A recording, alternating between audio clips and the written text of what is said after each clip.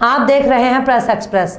मुंबई देश की आर्थिक राजधानी कही जाती है। यहां से भारत की आर्थिक स्थिति तय होती है। और अगर देश की सबसे उच्च स्तरीय बजट वाली महानगर पालिका की बात करें तो वो है इकलौती मुंबई महानगर पालिका। क्या आपको लगता है कि इस महानगर पालिका यानी मुंबई महानगर पालिका में सब कुछ ठीक चल रहा है? तो यहाँ आप गलत हो, क्योंकि यहाँ सामान्य जनता की कोई सुनवाई नहीं है। यहाँ सिर्फ रसूखदार लोगों और बड़े लोगों की ही सुनवाई है। हम ये इसलिए कह रहे हैं कि इनसाइड स्टोरी के दौरान ऐसा ही एक दृश्य हमने देखा। देखिए पूरी रिपोर्ट। इस समय हम करनाक ब्रिज इलाके में हैं, जो कि मस्जिद बंदर में पड़ता है। यहाँ पे बड़ी संख्या में जनता है, स्थानीय नगर सेविका है और स्थानीय जो है समाज सेवी यहाँ पे जुटे हुए हैं। यहाँ पे जद्दोजहद चल रही है, जंग चल रही है महानगर पालिका के साथ में जनता की। जंग ये है कि पुराना स्ट्रक्चर महानगर पालिका जबरन खाली करवाने पे तुली हुई है। वजह बेहतर जानती है महानगर पालिका और उसके वार्ड ऑफिसर। प्रूफ मांगे जा रहे हैं, प्रूफ दिए जा रहे हैं, मगर किसी एक प्रूफ के कमतरता की वजह से उन्हें नकारा जा रहा है। हम सीधे जानते हैं यहाँ के जो स्थानीय नगर सेविका है और स्थानीय जो पार्षद हैं वो यहाँ पे आए हुए हैं और स्थानीय जनता है, उनसे भी जानेंगे कि वो कितने सालों से इस ज़मीन पर रह रहे हैं, क्यों उनके सर से छत को खींचा जा रहा है। मैं बात करूँगा, मैम आप नगर सेविका हैं, पहले तो मैं आपसे सवाल करना चाहूँगा मैम, क्या पूरा मामला है, क्या महानगर पालिका का कहना है इस पूरे मामले में? सबसे पहले तो मैं आपके चैनल का शुक्रिया अदा करूंगी कि जैसे ही आप लोगों को खबर लगी आप यहाँ पर आए। आप यहाँ पर देखिए कि यहाँ पर बड़ी तादाद में यहाँ पर लोग जमा हुए हैं, यहाँ के जो लोकल रहीवासी है वो लोग। और यहाँ पर जो एक महानगर पालिका का अपना करनाक ब्रिज लगता है, उसे काफ़ी दिनों पहले उसे मतलब नोटिस दिया गया कि उसे हम लोग एक्सटेंड करेंगे, बड़ा करेंगे, जिससे लगकर वहाँ हमारे यहाँ पर शिव मंदिर है, जैन म्यूजियम है, वो साइड पर हमारे एक अकबरी मस्जिद है, उसकी लगकर वज़ू खाना है, टॉयलेट है, जिसे अभी हमने हमारे फंड से उसे लगाकर हमने उसे बनवाया था। तो ऐसा है कि वो ब्रिज एक्सटेंड करने में ये सारी चीज़ें जा रही है। लेकिन हमारा ऐसा कहना है कि हमने इसके ऊपर हमने पहले ही अपना ऑब्जेक्शन डाला था। आज से 4-5 महीना पहले हमने इसके ऊपर अपना ऑब्जेक्शन डाला था कि ब्रिज को इतना एक्सटेंड करने के लिए ये सारी चीज़ों को हमको हाथ लगाने की ज़रूरत नहीं है। ऑलरेडी हमारे ब्रिज के ऊपर जो फुटपाथ है वो दोनों साइड से 8-8 फुट की है।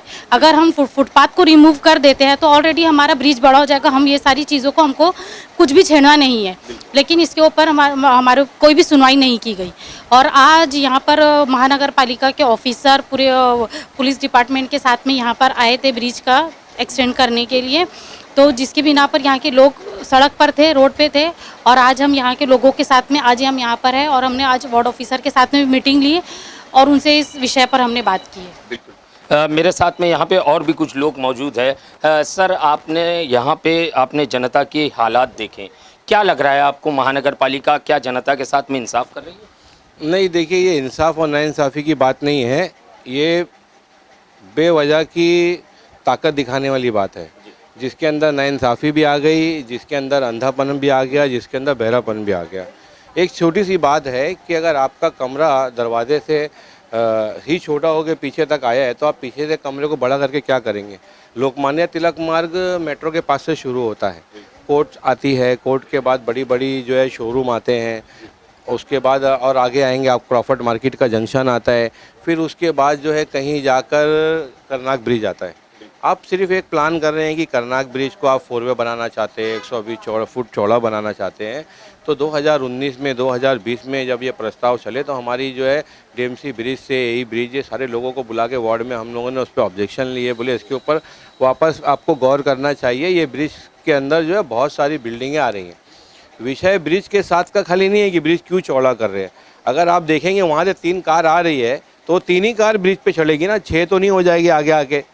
ट्रैफिक तो पीछे से जाम रहने वाले है और आगे पीडी रोड पे भी जाम रहने वाला है। वो रोड तो आप बड़ा करने वाले नहीं है, फ्रीवे को बड़ा करने वाले नहीं है।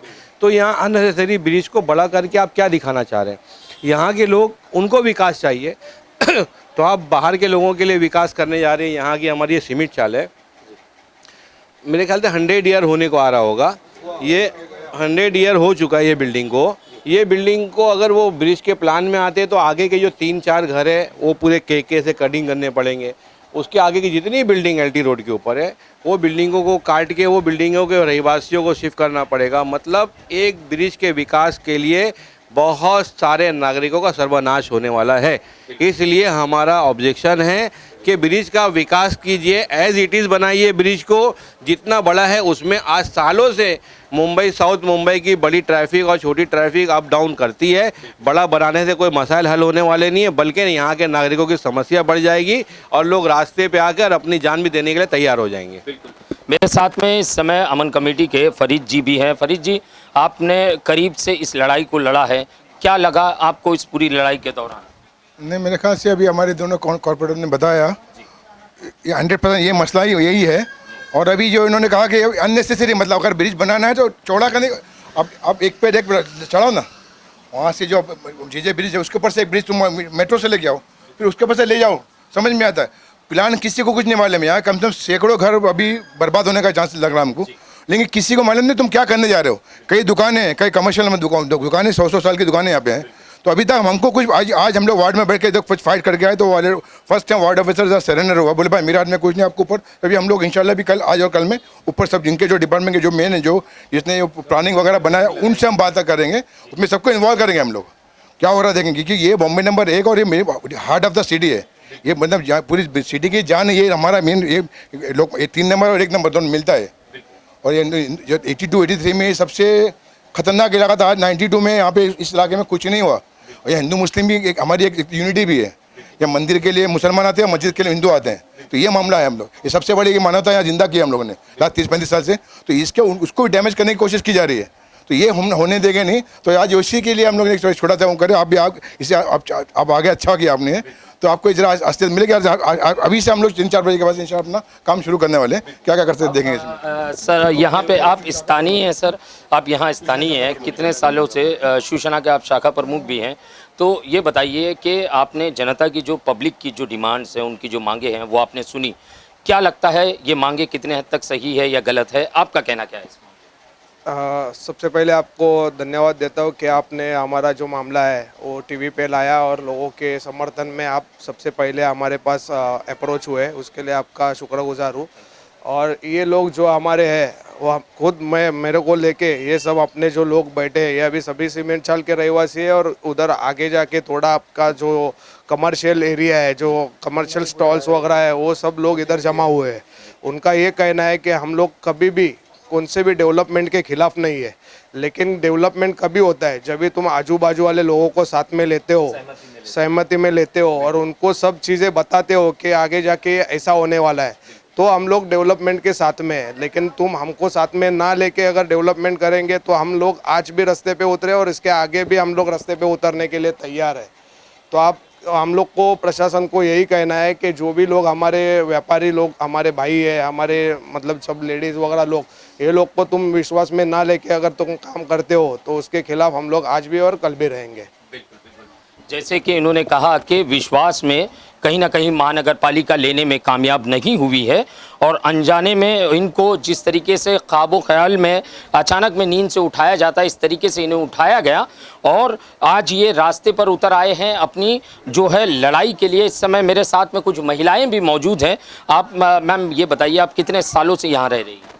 जी, मैं तो 35 साल से यहाँ रह रही हूँ, लेकिन मेरे दादा ससुर से यहाँ पर हमारा घर है, डोबले भुवन में हमारा घर है, तो वो भी टूटने के लिए आएगा ऐसे बोलते हैं। तो क्या आपको किसी किस्म की नोटिस मिली थी? नहीं, 6 महीना पहले कुछ बिल्डिंग को नोटिस लगी थी, हमको कुछ मुझे पता नहीं है अभी, लेकिन बोल रहे 6 महीना पहले बताया था सिर्फ, बाद में कुछ नहीं है। उस दौरान मैम मैं ये जानना चाहूँगा, मुद्दे की बात ये है कि उस बीच में महानगर पालिका का कोई अधिकारी आपके पास आया, आपको इस चीज़ की जानकारी दी कि आपके घर के साथ में क्या होने वाला है और कब होने वाला है और आपको बसाया कहाँ जाने?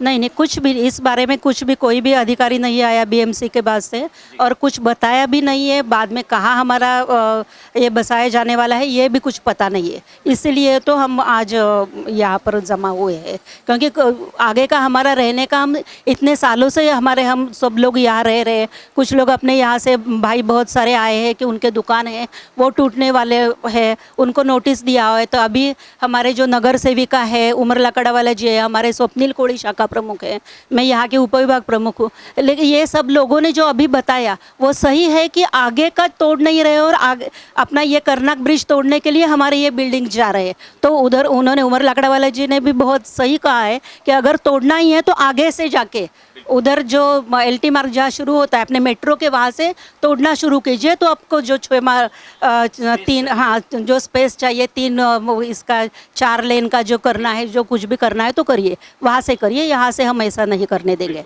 यहाँ पे मेरे सामने एक बुजुर्ग बैठे हैं, मैं उनसे सवाल करना चाहूँगा। सर, आपका नाम क्या है? मेरा नाम इब्राहिम जितेकर है। इब्राहिम जी, आपकी उम्र कितनी होगी? मेरी 77 है। जी, कितने साल से इब्राहिम जी आप यहाँ रह रहे हैं? यहाँ 100 साल हमारे वालिद साहब के ज़माने से, 100 साल के ज़्यादा हुआ है। जी, आज ये जो कुछ हो रहा है इब्राहिम जी, क्या आप जानते हो क्या हो रहा है आप लोगों के साथ में? ये नाइंसाफ़ी हो रही है और सब इसके खिलाफ है। तो इन लोगों को कॉन्फिडेंस में लेके काम करना चाहिए, लोगों को, BMC को। तो आप लोगों को किसी किस्म का कॉन्फिडेंस में नहीं लिया गया? कोई चीज़ों की जानकारी नहीं दी गई? कुछ चीज़ों की जानकारी नहीं है और अभी तक तो यहीं तोड़ फोड़ कर रहे, आगे क्या होगा वो पता नहीं। सुना जिस तरीके से ये एक बुज़ुर्ग हैं, 72 वर्षीय हैं और उनका कहना है 100 साल से वो यहाँ पे रह रहे हैं। यहाँ मुंबई के अंदर गगनचुंबी इमारतें बन जाती है जिसका कि कोई दस्तावेज़ नहीं होता है, प्रूफ नहीं होता है, वो सिर्फ बनती हैं तो बिल्डरों के दमखम की वजह से। क्योंकि कहा यह जाता है कि मुंबई और महाराष्ट्र में, खास करके मुंबई के अंदर, बिल्डर जो होता है वो अपने आप में CM होता है स्टेट का, क्योंकि वो इतना रसूख और इतना पैसे लिए बैठा होता है कि उसका बाल भी कोई बाका नहीं कर पाता। मगर सामान्य जनता का तो क्या कहना, ये सरकारी बाबू उनके सर पर कभी भी आफत बनकर खड़े हो जाते हैं और वो घर जो इनके सपनों का घर होता है, इनके पैर के नीचे की ज़मीन और सर के ऊपर का छत छीनने में ये कोई भी कोताही नहीं करते हैं और सारे कानून का हवाला आकर इसी ज़मीन पर देते हैं जहां पे सामान्य जनता रहती है और वहीं पे रसूखदार लोगों तक पहुंचने की इनकी ताकत नहीं है। क्योंकि बदली कर दिए जाएंगे बाबू, कहीं और ट्रांसफ़र मिल जाएगा, मगर गरीब जनता कहाँ जाएगी? वो आपके दरवाजे पे ही गिड़गिड़ाएगी। अगर इंसाफ मिला तो सही, नहीं मिला तो अपनी मौत मरेगी। इस चैनल के माध्यम से मैं साफ शब्दों में कहना चाहता हूं, हम जो है इस जनता के साथ में खड़े रहेंगे और आगे भी इनकी आवाज़ बनेंगे। अगर इनके साथ में कोई नाइंसाफ़ी हुई तो प्रेस एक्सप्रेस इनके साथ में हमेशा खड़ा रहेगा। कैमरामैन साटविलकर के साथ में प्रेस एक्सप्रेस से सईद शेख। आपने देखा, ये थी वो जनता जो कि मुंबई मस्जिद बंदर के इलाके कर्नक ब्रिज के करीब कई पीढ़ियों से रह रहे थे। एक दिन मुंबई की महानगर पालिका के वार्ड ऑफिसर का नोटिस आता है कि आपको घर खाली करना है। बिना किसी प्लान के ना ही रहवासियों को विश्वास में लिया गया और ना ही उन्हें बताया गया कि आगे उनके साथ क्या होगा। ये तरीका है काम करने का मुंबई के BMC का। आखिर जनता का कसूर क्या है? ये कि वो पीढ़ियों से इस जगह पर रह रहे थे और महानगर पालिका को टैक्स दे रहे थे। यहाँ सामान्य जनता है तो कानून का हवाला दिया जा रहा है। तब ये सारे कानून कहाँ जाते हैं जब बड़े बिल्डर BMC को अपने अंगूठे की नोक पर रखकर आसानी से कोई भी काम कर लेते हैं। हम इनसाइड स्टोरी के माध्यम से जनता को विश्वास दिलाना चाहते हैं कि आपके सभी मुद्दों पर हम आपका साथ देंगे। इंसाफ की लड़ाई में जल्द मिलेंगे इसी तरह अन्य जनता से जुड़े मुद्दों को लेकर।